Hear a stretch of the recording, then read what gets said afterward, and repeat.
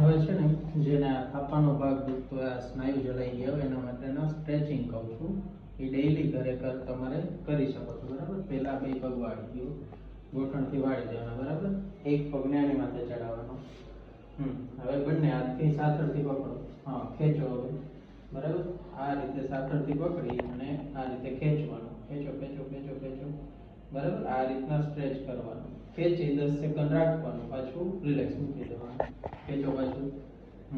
બસ આ રીતે ખેંચી 10 સેકન્ડ રાખી પાછું રિલેક્સ. બરાબર, આ રીતે 20 વખત કરવાનું, 20 રિપીટ થાય.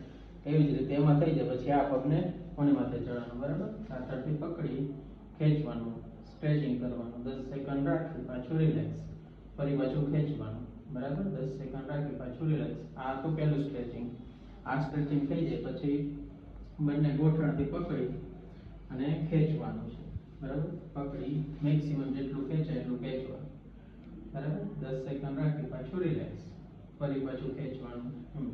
10 સેકન્ડ રાખી પાછું રિલેક્સ. આ બીજું સ્ટ્રેચિંગ. આ થાય પછી બે પગ સીધા કરી દો. બરાબર, હવે આ એક પગને ઓલી બાજુ જવા દો.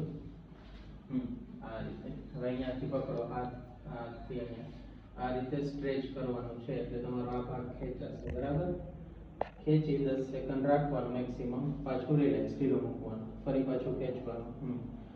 પાછું 10 સેકન્ડ ગણી પાછું ઢીલું મૂકવાનું. બરાબર, એવી રીતે 20 વાર કરવાનું. એવી જ રીતે ઓલા પગમાં આ બાજુ લઈ આવી જમણા હાથથી ખેંચવાનું. બરાબર, બંને સાઈડ એટલે તમારા આ સ્નાયુ ખેંચાશે, સ્ટ્રેચ થશે.